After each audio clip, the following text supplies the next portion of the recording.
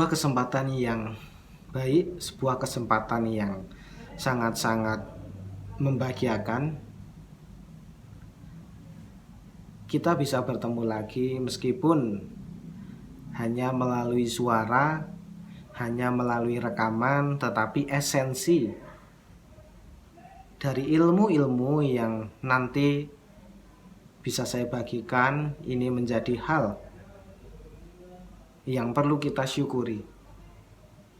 Mengapa di luar sana? Karena banyak sekali orang-orang, banyak sekali pribadi-pribadi yang tidak bisa, bahkan makan saja mereka harus kesulitan. Tetapi alangkah bahagianya ketika kita bisa mendengarkan ajaran-ajaran kebaikan, ajaran-ajaran yang luhur, ajaran-ajaran yang baik, yang mungkin saja bagi orang lain adalah sebuah hal yang sangat-sangat istimewa bisa mendengarkan hal-hal ini. Oleh karena itu saya yakin orang-orang yang bisa mendengarkan ini adalah orang yang beruntung, orang-orang yang memiliki kesempatan untuk setiap saatnya berkembang jauh dan jauh lebih baik lagi.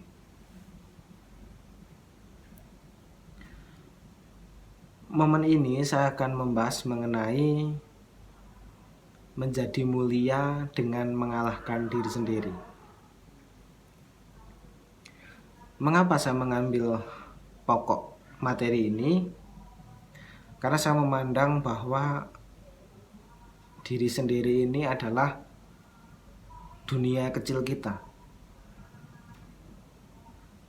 Apa yang terjadi pada diri kita sendiri ini adalah yang paling dan sangat-sangat perlu untuk kita ketahui. Diri kita sendiri inilah yang bisa kita atur dan juga bisa kita upayakan untuk sesuai dengan hal-hal yang baik. Maka ini dijelaskan pula dalam Dhammapada bahwa orang ataupun pemenang yang sejati adalah pribadi atau orang yang bisa mengalahkan diri sendiri, bukan mengalahkan berpuluh-puluh, beratus-ratus, bahkan beribu-ribu orang.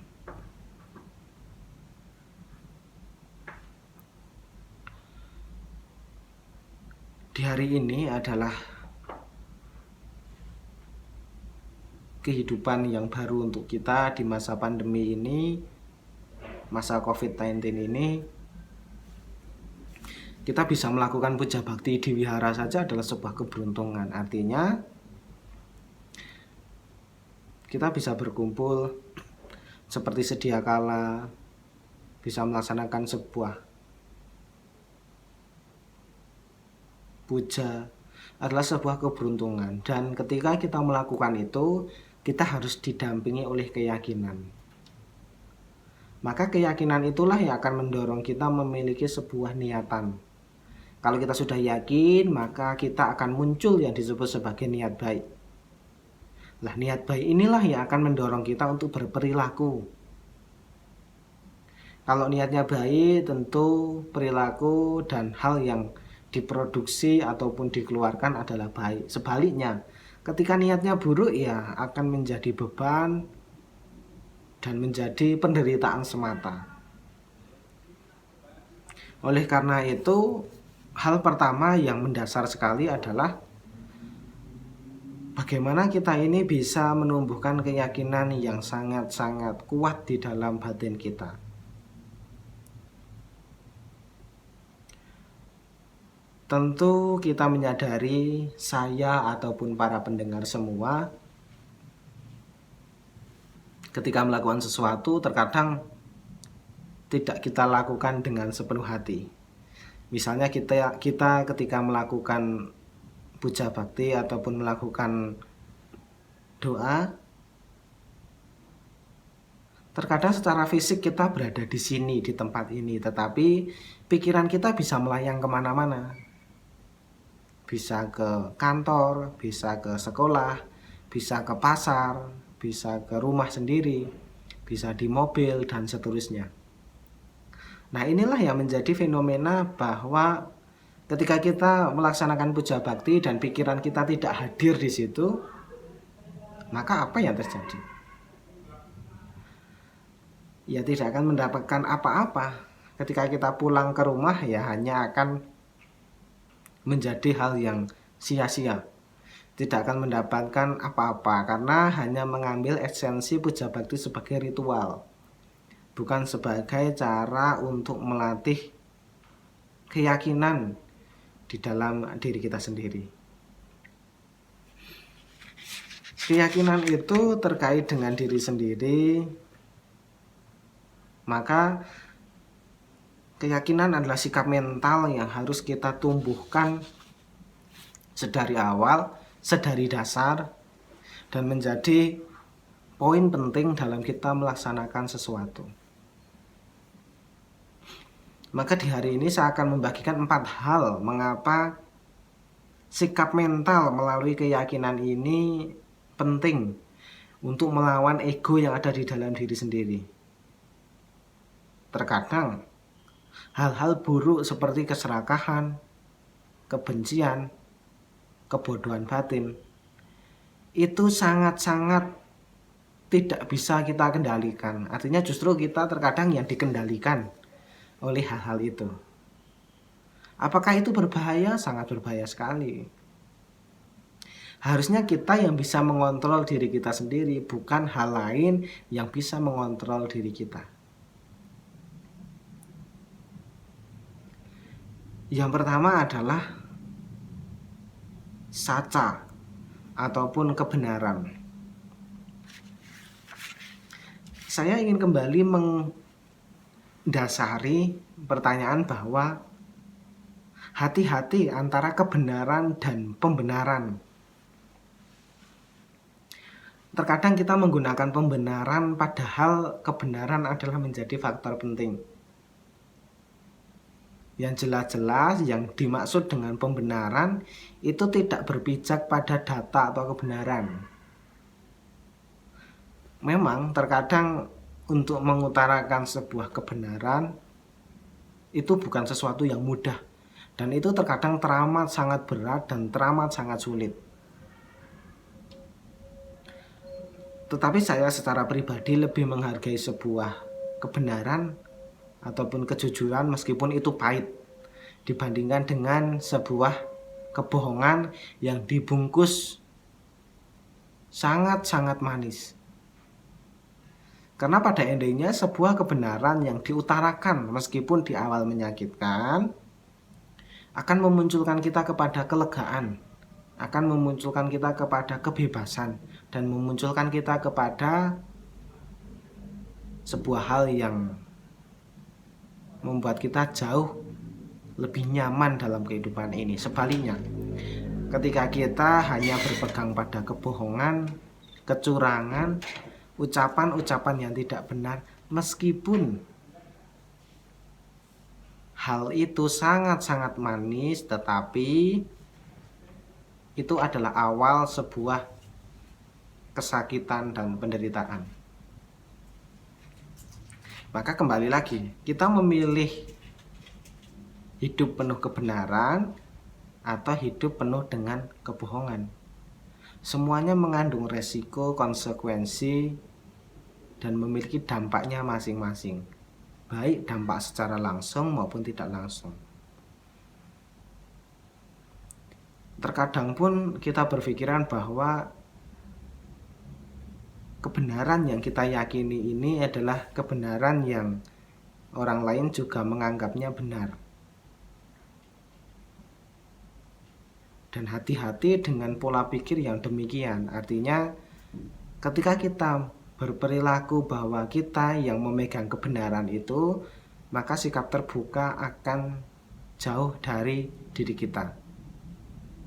Kebenaran yang utama adalah kebenaran berdasarkan dhamma.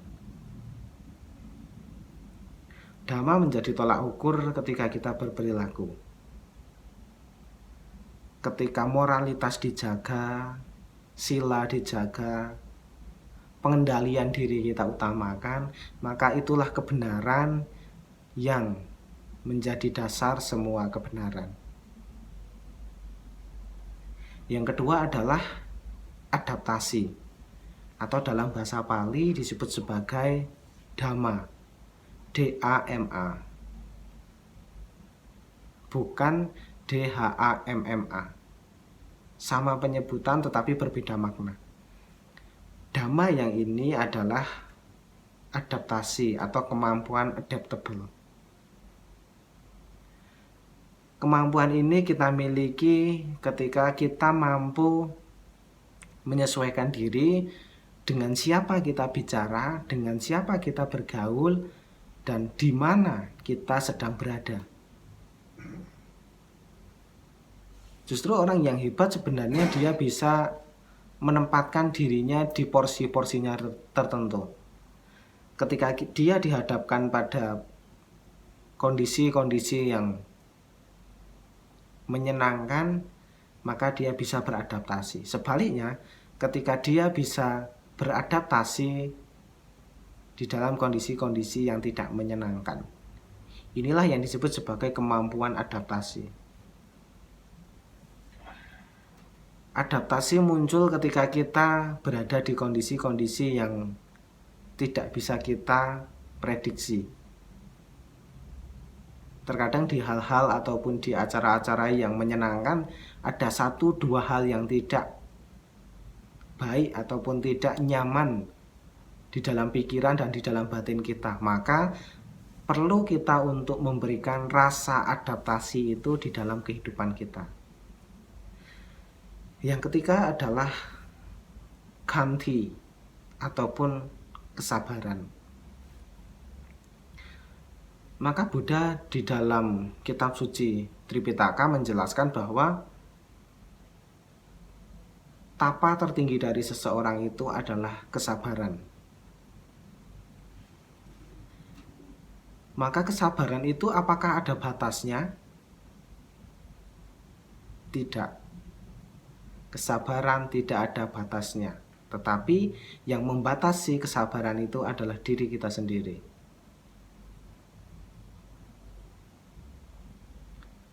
Dan kesabaran itu nyatanya adalah sebuah latihan. Setiap saat adalah sebuah latihan. Dan kapan ujian itu muncul? Ketika kita menghadapi kondisi-kondisi yang tidak menyenangkan. Contoh, kita berada di lingkungan pekerjaan yang ada 1 atau 2 orang yang ketika kita bertemu, kita hanya berdebat, dia hanya melakukan hal-hal yang tidak baik kepada kita, maka kondisi itulah yang harus menjadi ladang kita untuk mengembangkan kesabaran. Orang-orang yang terkadang membuat kita merasa jengkel, marah, dendam, iri, itu sebenarnya adalah guru-guru kesabaran kita. Kalau tidak ada mereka, mungkin kita tidak akan terlatih dan kuat dalam mengukur sebuah kesabaran. Maka berhati-hatilah. Jangan mudah untuk patah arang. Sedikit-sedikit putus asa. Sedikit-sedikit berhenti. Sedikit-sedikit keluar. Maka berlatihlah senantiasa dalam kehidupan penuh kesabaran. Dan yang terakhir adalah kemurahan hati ataupun caga. Sebenarnya sebuah kemurahan hati itu bukan hanya ketika kita memberikan materi ataupun memberikan dana, memberikan barang kepada orang lain. Tetapi kemurahan hati itu adalah rela untuk kita berupaya keras melepaskan loba dosa moha, kebodohan batin, kebencian, dan keserakahan. Artinya pun bukan untuk merasa diri kita patut dipuji, Apakah ketika kita sudah memberi, kemudian kita berharap pujian dari orang lain? Bukan. Tetapi dengan kemurahan hati ini kita akan melatih untuk melepas. Toh cepat atau lambat, apapun yang kita miliki nanti juga akan dilepas. Apapun yang kita genggam juga akhirnya akan dilepas. Apa yang kita capai sekarang ini juga endingnya juga akan dilepas. Maka bermurah hatilah minimal kepada diri sendiri. Ketika diri sendiri ini berdamai, kemudian mau untuk diperbaiki, maka itu adalah langkah yang paling pertama yang bisa kita dapatkan, bisa kita lakukan agar di level ataupun di step selanjutnya kita selalu melatih kemurahan itu terhadap orang lain. Sebelum memberi ke orang lain, cobalah untuk berdamai kepada diri sendiri dulu. Ibarat lilin memberikan cahaya kepada yang lain, tentu dia rela untuk membakar dirinya terlebih dahulu. Sama, ketika kita mau berbagi ke orang lain, kita harus mampu memapankan diri kita, memberikan pemahaman diri kita bahwa kita ini sudah layak untuk berbagi, sudah layak untuk melakukan itu dengan penuh keikhlasan, ketulusan, dan kebaikan. 4 dhamma ini sangat penting dijalankan dan berlaku untuk nilai-nilai positif, berlaku untuk kehidupan ini maupun kehidupan yang akan datang. Termasuk ketika kita mau mendengarkan ajaran-ajaran kebaikan, ini adalah salah satu implementasi pengejawantahan dari kemurahan hati. Artinya kita membuka lapang dada kita dengan ilmu, pengetahuan, ajaran-ajaran yang baik, yang tentu terkadang kita belum pernah mendengarkan itu. Untuk praktek dhamma ini kita harus dapat mengalahkan diri sendiri. Kalahkan ego, keserakahan, kebencian, delusi. Dan ingat, selalu berpijak pada kebenaran. Memang butuh waktu dan butuh proses, tetapi yang penting adalah punya kemauan untuk praktek. Bukan hanya belajar teori saja. Tidak berguna ketika kita hafal teori tetapi tidak pernah mengimplementasikan apa yang sudah kita ketahui. Demikian 4 ajaran pokok yang saya sampaikan. Semoga di hari ini menjadi pemahaman baru, memberikan pencerahan agar setiap saatnya kita selalu berkembang ke arah yang lebih baik.